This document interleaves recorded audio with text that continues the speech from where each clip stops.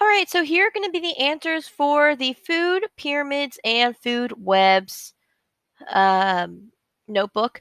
I know it looks like there's a lot of slides, but I promise you there are not very many. So first slide is the title slide. Slide 2 is just going to link you to where you need to go for the table of contents. Slide 3 is telling you what the following slides are about. Slide 4 and 5, let's go over them. What are abiotic and biotic factors? Remember, if you click on the mountain, remember we always have a symbol you can click on. In this case, it is a mountain. It'll take you to the link here about what you need to do. And you need to answer these questions about what a biotic factor is. A biotic factor is anything that is living in the ecosystem. So remember, our prefix bio means life. So these are the living things, the plants, the bugs, the squirrels, the everything that is living. The abiotic are the non-living parts of an ecosystem. These are things like the rocks, the soil, the air, the weather, things like that. So our prefix A here means non and bio means life. So non-life, the non-living things in the ecosystem. Slide 5, you're clicking and dragging the icons to where they go if they're biotic or abiotic. So an example of a biotic factor is the tree. Another, the mushrooms. Another, the fish. And another, the bears or the pandas. Can't tell if that's supposed to be a panda bear or if it's just a bear. Now, the abiotic factors, remember what, are the things that are not living. That's the temperature outside. That's an abiotic factor. The air that you breathe, that is an abiotic factor. The amount of sun or the amount of water is an abiotic factor. So, amount of sun and the amount of water. Okay? So, if it is not living, it is abiotic. If it is living, it is biotic.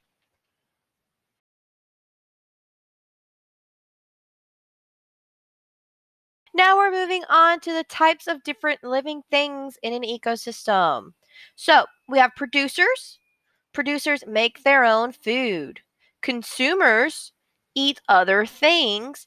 And decomposers break down dead things. So all you need to type here is make their own food. Consumers eat other things. Decomposers break down dead things. So think about producers. Producers make.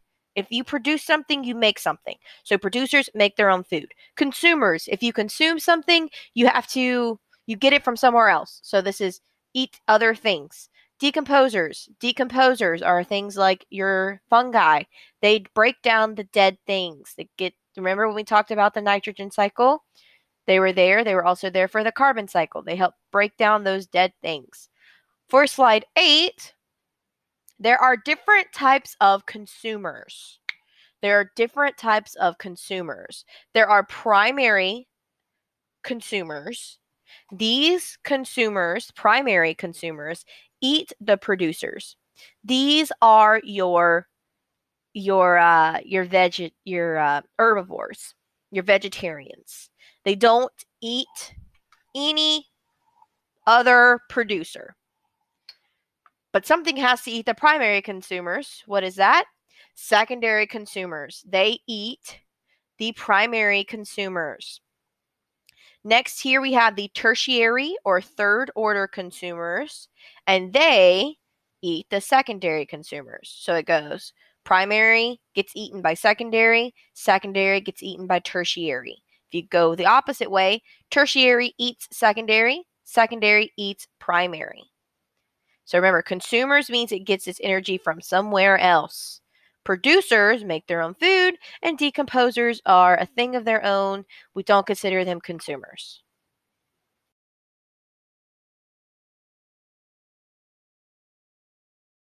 For slides 10 and 11, we're talking about energy pyramids. Energy pyramids. So you're clicking and dragging the icons that were over here to where they go on the pyramid. It's a little confusing, but let's talk about it. So if you look here at the bottom, there are all of the producers. The producers make the base of the pyramid. Without the producers, you can't have any of the top, right? So if you don't have a base for your pyramid's not going to be structurally sound and it's going to fall apart. So these are your producers. This is where the most energy is. The most energy in the food pyramid or the energy pyramid is at the bottom. Think about that. Plants are making energy only for themselves. They don't burn any extra energy. They use all of their energy, and that's all they need. Here we have our primary consumers. So these are the things that eat the producers. These are the things that eat the producers. They are the primary consumers. And they lose 10 they keep 10% of their energy. They lose 90% of the energy. So think about like a rabbit. It eats some grass and then it has to keep eating more and more grass because the body keeps needing energy. So as you go up the pyramid, you're going to notice that you lose 90% of your energy. So you're going to start at 1,000 calories at the bottom. Then when you eat a primary consumer, you're only going to get 100 of those calories. Here, you're going to have your secondary consumer. So these are the things that eat these here. So the secondary eat the primary consumers. The secondary consumers, they get 90% of that calorie intake, and so they only have 10 calories. So it goes from 100 to 10 calories. That's crazy. That's how much energy is burned. So these are all go here. If you don't know what these animals like eat, you can look them up. If not, take your best guess. Like this here, the cricket, it normally, or a grasshopper, they normally only eat grass, but there are some cases where they do eat smaller insects. So I put it here. So it's a secondary consumer. Next, we have a tertiary consumer. This is what eats all of the other living things.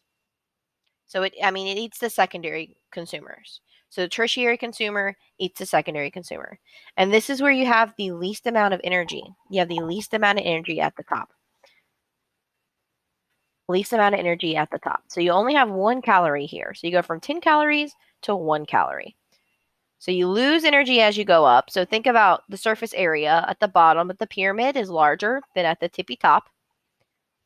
Remember, you can't have a pyramid without producers being at the bottom. That's super important. On slide 10, if you click on the mountain, it takes you to energy transfer and trophic levels, and these are called trophic levels.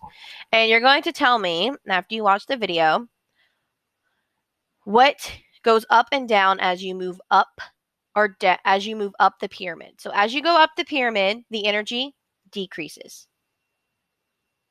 The size of the organism increases.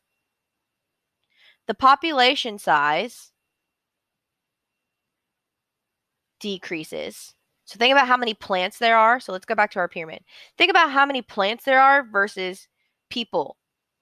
How many different plants there are versus people. So it decreases. And the number of species, we can see this. We have plants, then it goes primary, secondary, and then tertiary. So we're decreasing our species count even in our setting.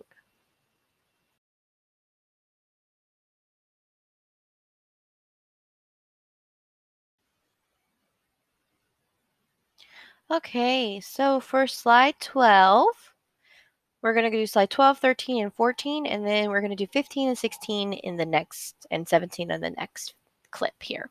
So first things first, food webs. What in the world is a food web? A food web is a feeding relationship among organisms in an ecosystem. That's it. That's all you need to know. It's the feeding relationship among organisms in an ecosystem. So who eats who and who gets eaten by who? That's what this is.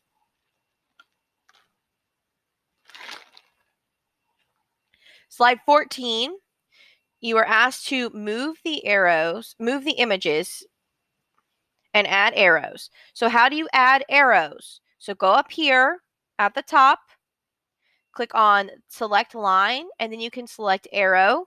And there are purple things that you can click and drag to so that when you move the images around, it makes it a little bit easier for you to understand. So let's look and see what is going on here. So who eats the grass and the flowers? That's going to be your rabbit and your mouse.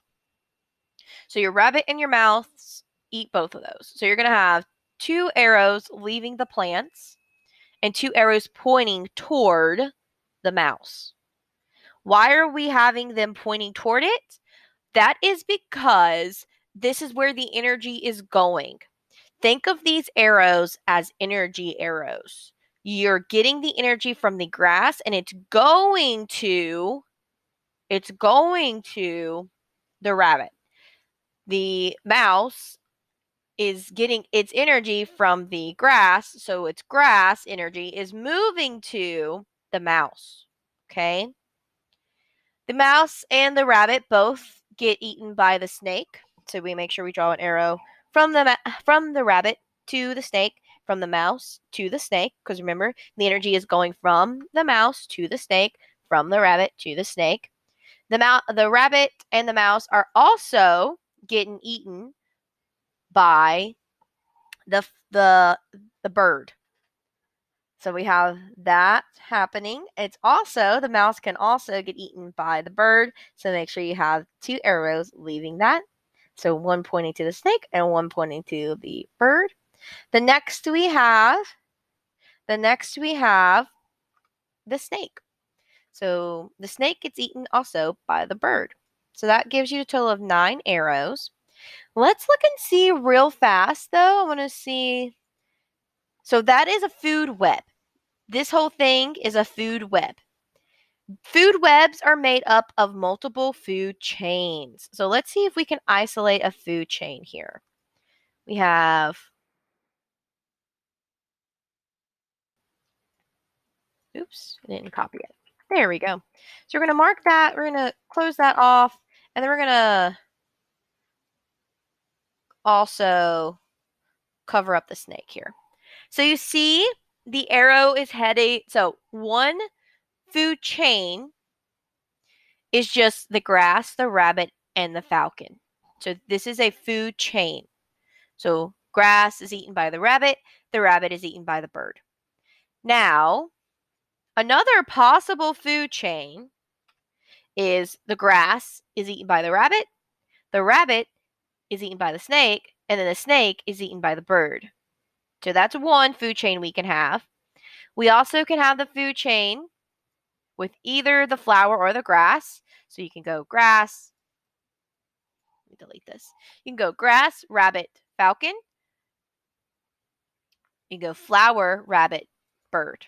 Do you see this? Here we have grass. We can go grass, mouse, snake, falcon, or we can go grass, mouse, falcon. So these are all different food chains. The interconnectedness of all of these is a food web. So showing that the rabbit can eat both the flower and the grass, the mouse, sorry, can eat both the flower and the grass, that is part of the food web. But if you're looking at the food chain, you're only looking at the grass and then following where that energy from the grass is going.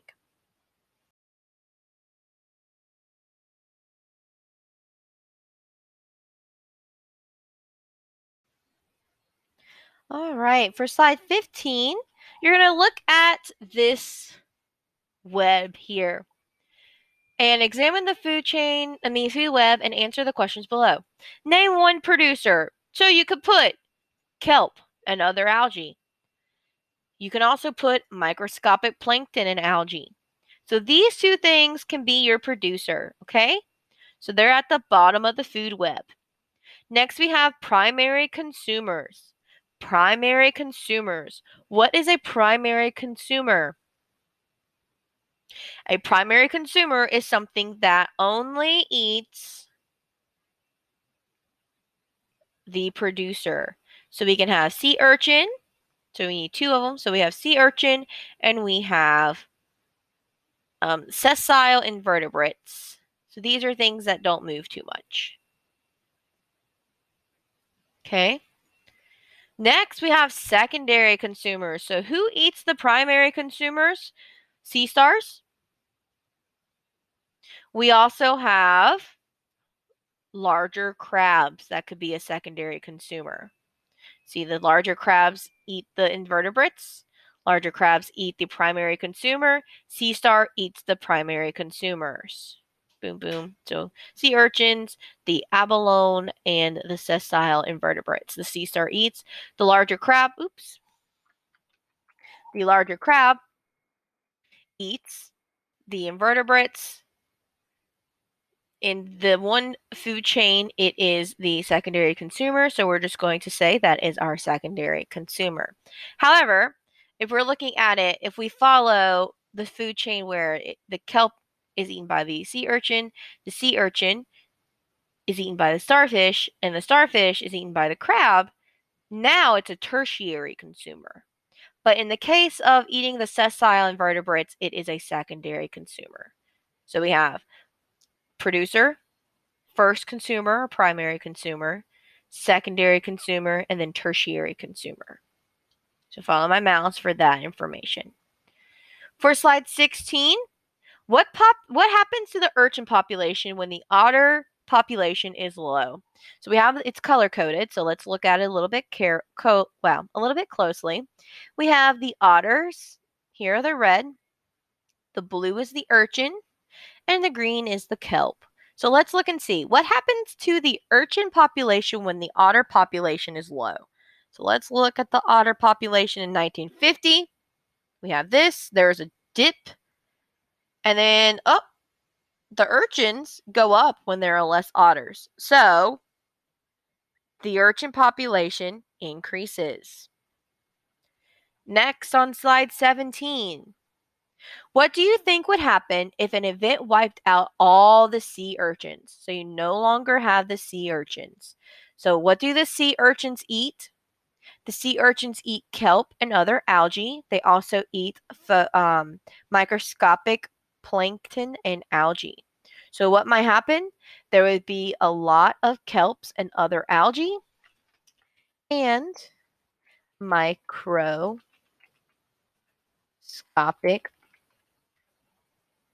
planktonic algae. So these are things. So this is something to think about. If you wipe out something that eats something, it's going to affect something. Also, there's going to be one less food source for the otters and for the sea stars to eat. So that could also decrease their population. So it's going to increase the population down here, but it's going to decrease the population up here. Because think about it, you're going to have less sea urchins, or actually no sea urchins. So you're going to have an increase in these, but you're also not going to have things that are able to eat it, right? So the things that are able to eat it are able to eat the sea urchins are going to have less food sources, which decreases their population. So you'll have an increase at the bottom of the sea urchin if the sea urchin went away. You'd have an increase down here, and then boom, you'd have an increase up here. I mean, increase and then a decrease up here. That is my bad. I misspoke. All right. Cool. That is the end of the notebook. Make sure you press submit when you're done.